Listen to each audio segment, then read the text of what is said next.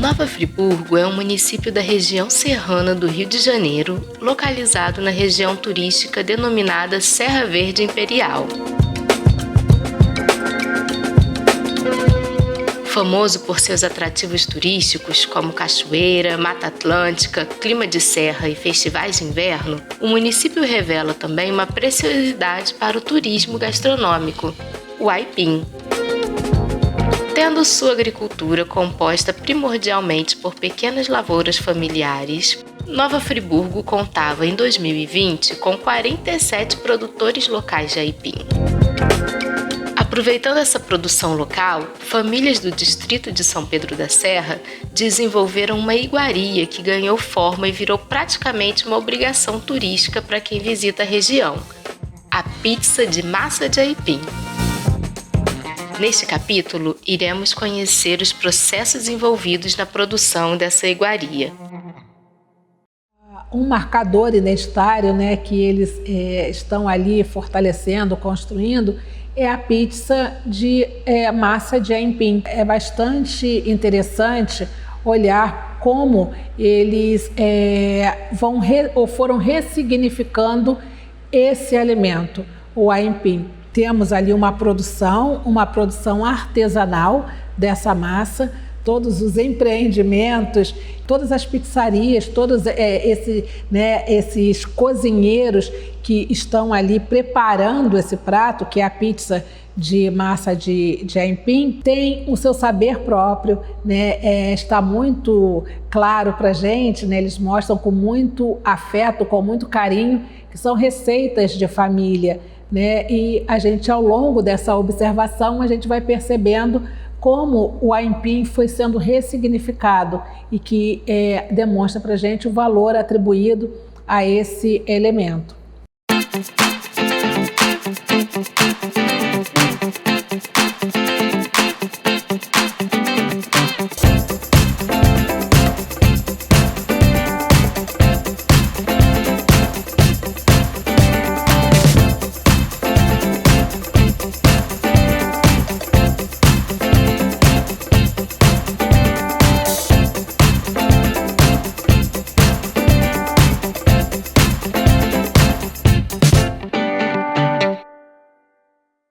Acho que é nota 10. Aipim, nossa região, é nota 10. É boa. Muito boa. Isso aí meu pai passou para mim a vida toda. Sempre cultivou aipim. Meu pai já cultivava e passou para a gente. Só meu pai cultivava na época para tratar os porcos, as galinhas. Hoje não. Hoje é diferente, né? Hoje você cultiva para sobreviver também, vender no mercado. Naquela época nem tinha comercializar aipim, não comercializava não, dava para os porcos. Não tinha venda aipim, 50 anos atrás não tinha venda.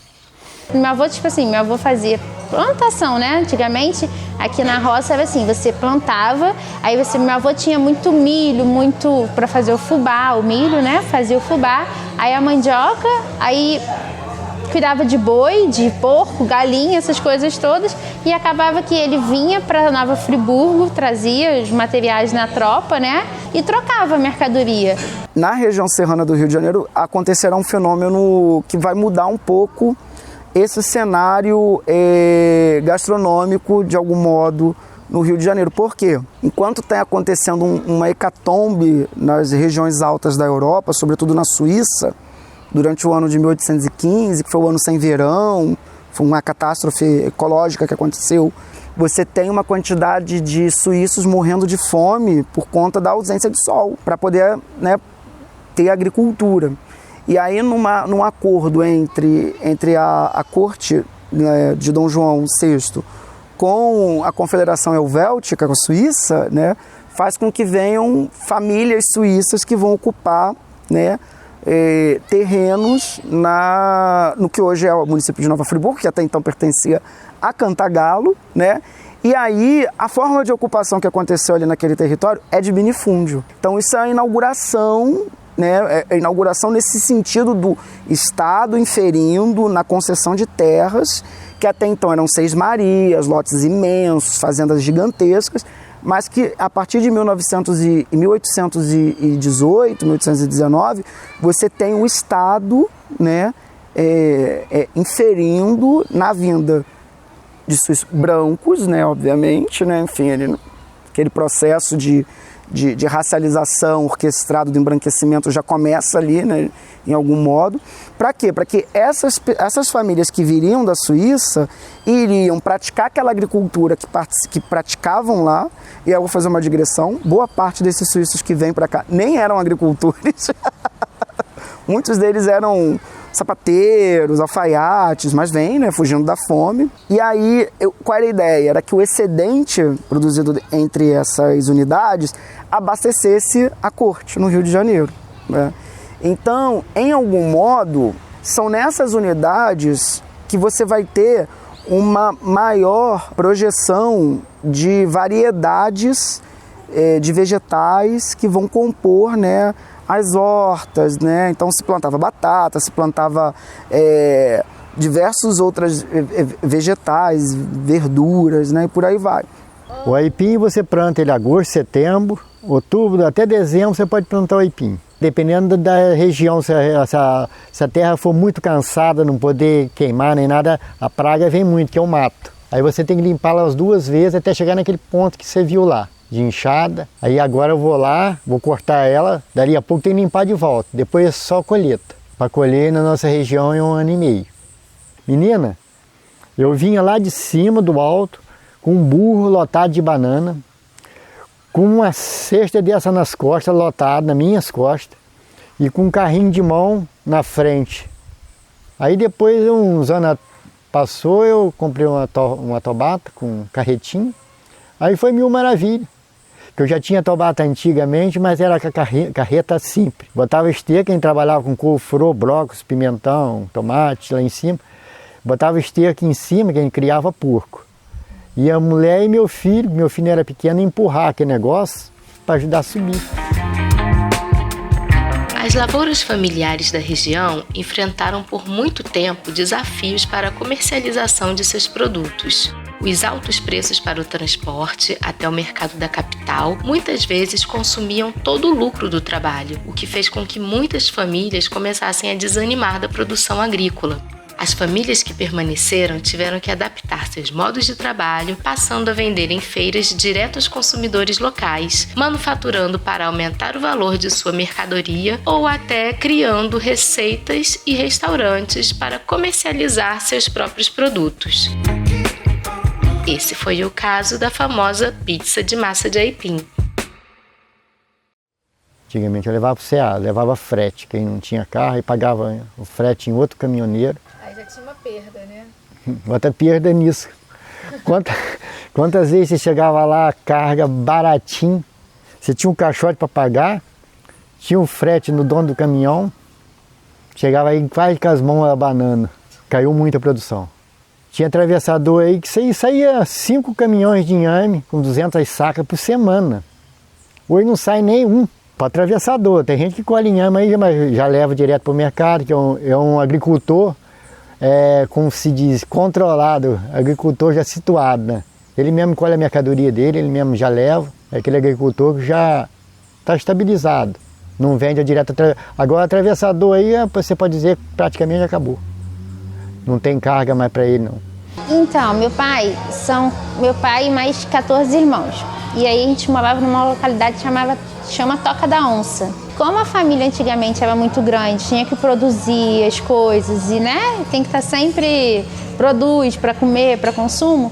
E aí meu pai veio para cá, na época, e vendia carne de casa em casa antigamente. Meu pai foi açougueiro e aí teve a ideia de comprar esse terreno aqui, onde a gente é hoje, atualmente, e veio trazendo os irmãos, né, ajudando a família, né, cadeia de um ajuda o outro.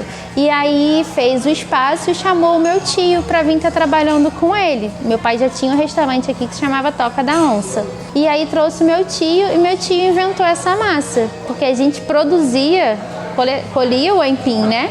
E aí a gente já fazia o bolinho de aipim. E aí meu tio teve essa ideia de inventar a massa de aipim. E aí foi que a gente já está há 30 anos no mercado, né? para a Diene, desde a época do pai dela. Depois passou para ela, eu continuei fornecendo. Antigamente, fornecia para outros restaurantes também, mas aí antes da pandemia também desanimou muito, aí eu passei nem a pegar mais vínculo, deixei para outros rapazes que tem. Aí na porta da minha casa tem um rapaz que trabalha com aipim direto, pré-cozida, então já fornece esse pessoal. A Diene liga para mim, olha, tal dia eu vou precisar de aipim. Aí eu já tiro final de semana que eu tiro para feira também, eu tiro junto. Melhorou, claro, depois de 94. De 94 para frente melhorou, porque você passa a vender direto ao consumidor. É mais barato, a feira você tem de 7 ao meio-dia. Chegou meio-dia, se você não vendeu, traz embora. Mas só que você tem X o preço. O preço pode ser melhor que o hortifruti, você apura mais ainda. 20 anos atrás eu não conhecia ninguém vendendo aipim em São Pedro congelado. Hoje já tem aipim fatiado igual batata, já tem aipim em toletinho para você levar a porção, já tudo, igual o meu colega ali vende, já leva. Lá na Toca da Onça, o cara pede 5 kg de aipim, tudo em palitinho já, tudo em porçãozinha. A nossa aipim antigamente vinha da Toca da Onça, só que aí conforme as coisas foi aumentando e a gente não pôde mais estar lá e aqui, aí a gente arrumou um rapaz que produz aqui pra gente, já logo assim, umas coisas de 3, 4 anos depois que a gente veio pra cá, que a gente não dava conta de produzir e trabalhar no restaurante, né? Aí a gente pegou a produção do Zé. Eu vim pra cá, eu tinha 4 anos, então eu sou praticamente nascida e criada dentro de uma pizzaria, na cozinha. Eu tenho clientes que me conhecem desde pequena, né? De quando meu pai veio pra cá. Aí fala assim, pô, Jenny, eu lembro de você pequenininha, você atrás do balcão que a gente nem te enxergava. E eu vejo os clientes acompanhando a gente, sabe, ao longo dos anos. Então isso pra mim é muito gratificante e é uma coisa que pra mim é o meu retorno, né? Assim, eu fico feliz por isso, assim. E esses agricultores, eles estão utilizando a alimentação, ou melhor dizendo, o seu sistema alimentar para difundir uma memória e, em especial, marcar, né, a sua própria identidade, distinguir, né, quem eles são a partir dos seus sistemas alimentares. Mas hoje em dia, como tem essa famosa pizza que todo mundo fala, virou a tradição. Se você vir em São Pedro, ou você tem que levar a pizza embora, ou você tem que levar um aipim embora, você tem que levar, comer ou consumir o aipim de São Pedro da Serra, não tem jeito. A comida, ela não é, ela tem todo um circuito. Ela vem desde da agricultura até o prato na mesa. Mesmo quando ela já vem pronta, não passa pela agricultura, mas então tem todos esses valores mesmo, né? Quando é uma localidade que tem agricultura ou pesca, a gente sempre tem os pescadores ou os agricultores, pequenos agricultores, falando com muita emoção até sobre essa atividade, né? De como se extrair o alimento mesmo. Assim como o aipim de São Pedro da Serra, outras regiões do estado do Rio de Janeiro também são famosas pelas receitas e manufatura dos produtos cultivados em seu solo, como podemos ver no mapa abaixo.